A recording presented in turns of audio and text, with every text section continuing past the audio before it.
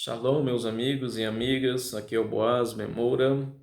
Antes de mais nada, dê um like, compartilhem os nossos vídeos, façam perguntas e comentários no nosso canal. O canal não é meu, é de todos nós. Hoje eu vou ler uma parte aqui da Torá, que é a porção desta semana da Torá. Essa porção, ela se chama Vaikra. Vaikra é uma palavra em hebraico que significa o Senhor chamou. Só que eu vou explicar essa porção da Torá não no literal. O que é o literal? É exatamente como se lê. Eu vou explicar ela num nível bem mais avançado. Mas a explicação não é minha, é do cabalista Rav Michael Leitman, no qual eu estudo, no qual eu sigo seus ensinamentos, que foi aluno de um grande cabalista chamado Rabash. E o Rabash foi filho de um outro grande cabalista chamado Baal Hassulam. E eles que trouxeram todo o ensinamento autêntico da Kabbalah para todos.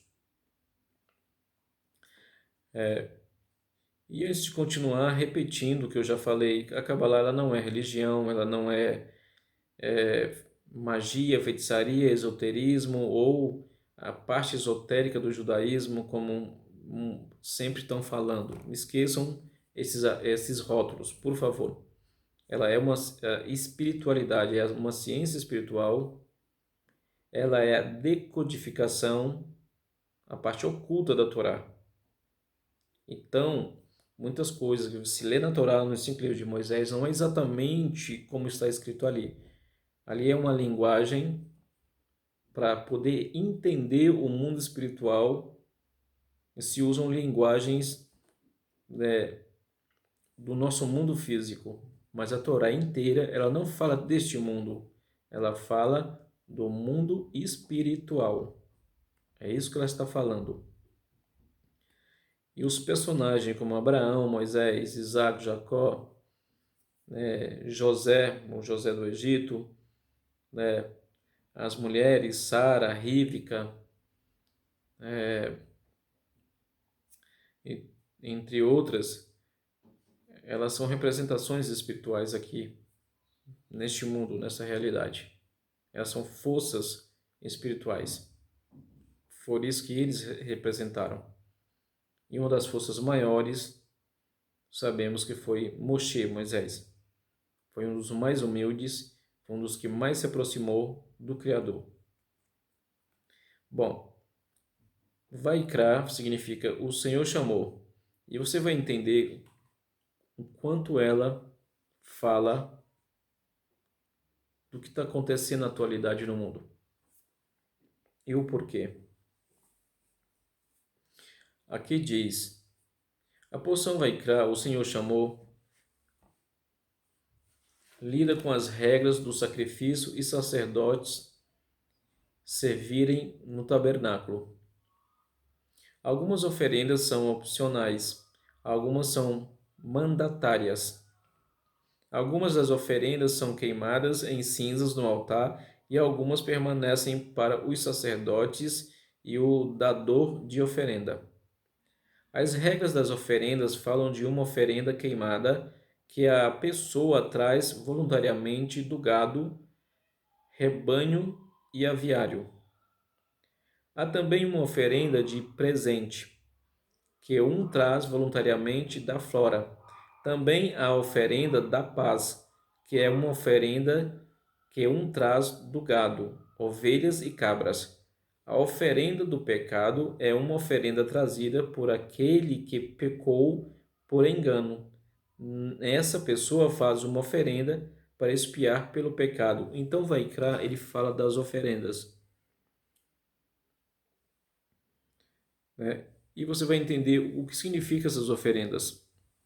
Embora essas oferendas, na época de Moshe, de Moisés, na época do primeiro e do segundo templo, era uma ação física, uma ação material. É um mandamento isso daí, que é chamado mitzvot. Mitzvot é o mesmo que mandamento. Os mandamentos eles são praticados aqui na Terra de uma forma física, que a gente chama cumprir o mandamento na carne. Mas o significado deles, a ação que eles vão causar é no espiritual, né? Então, eu praticar um mandamento é eu desejar o espiritual. E este mandamento, eu fazendo a prática dele constante, eu vou lapidar a minha alma. Eu vou buscar os meus defeitos e as minhas anulações para que eu atinja o amor ao próximo. Obviamente que esses sacrifícios hoje não são permitidos porque não existem mais os templos. Somente no templo que era permitido. Hoje não é permitido fazer esses sacrifícios. Ao invés dos sacrifícios que se fazia de manhã, à tarde e ao pôr do sol, nós temos as orações que nós fazemos de manhã, à tarde e ao cair da noite. Bom, a porção Vaikal, o Senhor chamou, ensina-nos sobre o trabalho das oferendas, que são também o tópico principal do Talmud, que é Talmud é o livro que fala de todas as leis espirituais judaicas. E essas leis espirituais, que a gente chama de judaicas, elas foram tiradas da Kabbalah. Que Moisés, ele não tinha uma religião, ele não era uma espécie de pastor, de padre, nada disso. Ele era um cabalista. Então, aquele grupo, as 12 tribos saídas do Egito, na verdade, eles praticavam a Kabbalah. Mas depois da queda do primeiro templo, do segundo templo, isso virou uma religião chamada judaísmo, e foi um termo usado para distinguir, né, como tinham muitas tribos e uma maior parte aqui dessas tribos que a gente sabe que estão sobre a terra é a tribo de Judá. Então é aí que vem o termo judaísmo, que é de Yehudi. E as outras tribos continuam espalhadas, na verdade.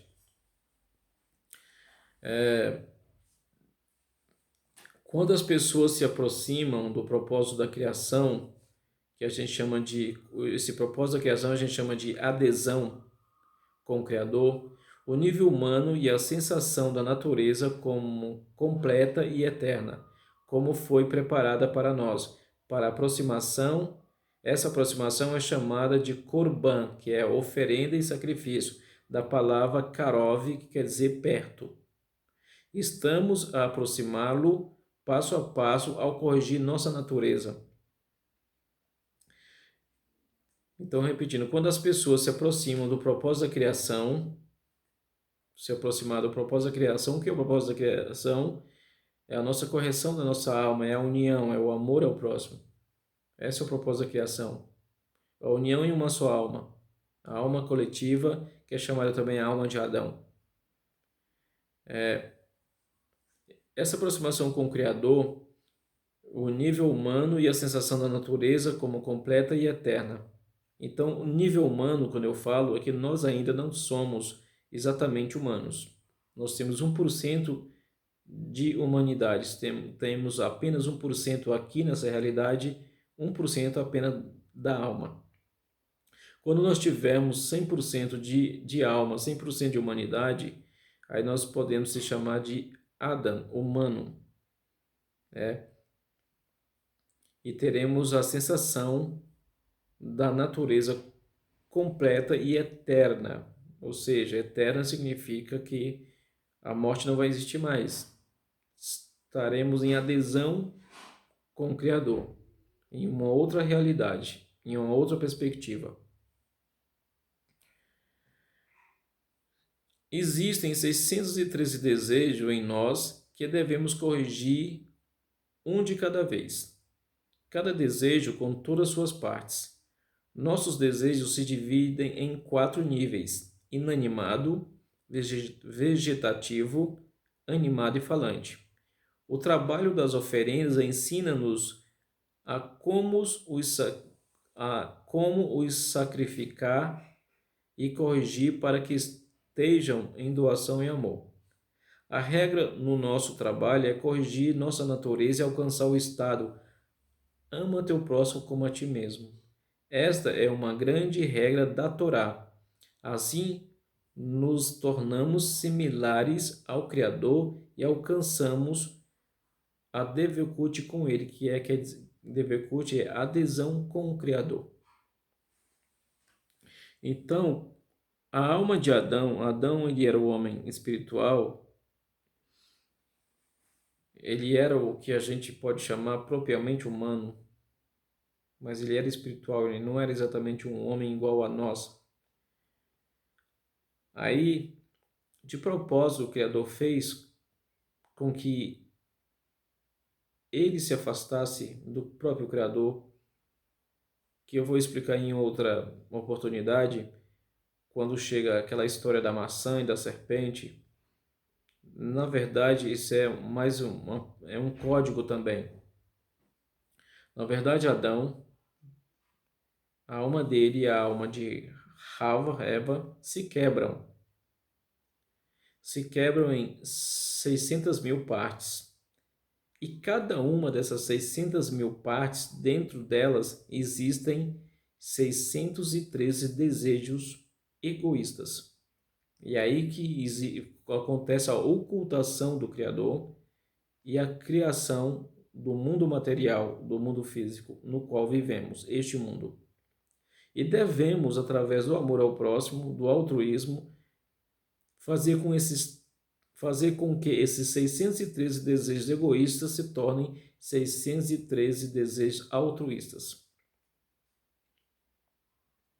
Aqui diz: a correção do desejo egoísta de receber para mim mesmo para a doação sobre o outro é chamado de oferenda. A correção do desejo egoísta de receber para mim mesmo para a doação sobre os outros é chamada uma oferenda, ou seja, ao invés de eu desejar receber só para mim, eu desejar para eu desejar receber para poder doar. Isso se chama oferenda. É isso que significa as oferendas que eu acabei de ler, que era feito no tabernáculo ou no primeiro e no segundo templo. Oferenda significa você oferecer ao outro, você oferecer amor, você ser altruísta. Eu não querer só para mim, eu querer tudo aquilo que eu recebo, eu doar.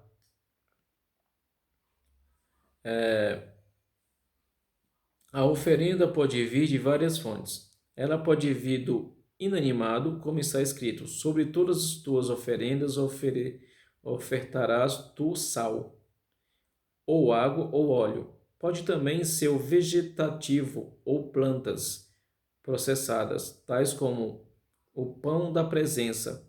Do animado, somente uma certa espécie é ofertada. O trabalho diário dos sacerdotes e levitas no templo é sacrificar o rebanho e o gado. As oferendas que se deve fazer em uma base diária semelhantes ao nosso progresso do dia a dia, de acordo com o plano da criação, em um ritmo predeterminado. Quando não seguimos o exemplo, as forças negativas empurram-nos por trás. Ou seja, quando nós não buscamos uma diária espiritual e quando nos entregamos só ao nosso ego, as forças impuras é que nos empurram para baixo, para o fundo. Quando você tem forças de se anular, você tem um serviço espiritual, você busca o amor ao próximo sem nenhum interesse, você está tendo os primeiros passos para subir a escada espiritual, para poder ter uma nova visão, uma nova percepção da realidade e sentir um pouquinho que seja da luz que reforma, da luz do Criador. É por isso que muitas pessoas que têm um bom nível espiritual, é difícil você vê-las elas reclamando, resmungando, elas depressivas, tristes, desanimadas com alguma coisa, e tudo que acontece elas dizem que tudo isso é bom, tudo isso é para o bem, tudo é o Criador. É assim que, é mais ou menos assim que, para você ter uma certeza como é, só você mesmo experimentando. Como eu disse uma vez, para você ter certeza do que eu falo, o que está na Torá, nos ensinamentos cabalistas, para você saber se é verdade ou não, é só experimentando.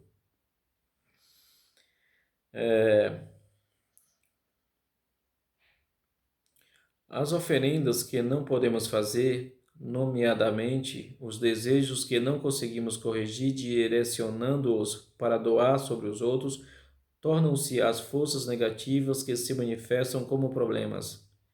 Estes problemas empurram-nos por trás através de sofrimento e se acumulam até que irrompam como crises, semelhante à crise abrangente que agora experimentamos. Vou ler mais uma vez. As oferendas que não podemos fazer, nomeadamente os desejos que não conseguimos corrigir, direcionando-os para doar sobre os outros, tornam-se as forças negativas que se manifestam como problemas. Estes problemas empurram-nos por trás através de sofrimento e se acumulam até que irrompam como crises, semelhante à crise abrangente que agora experimentamos.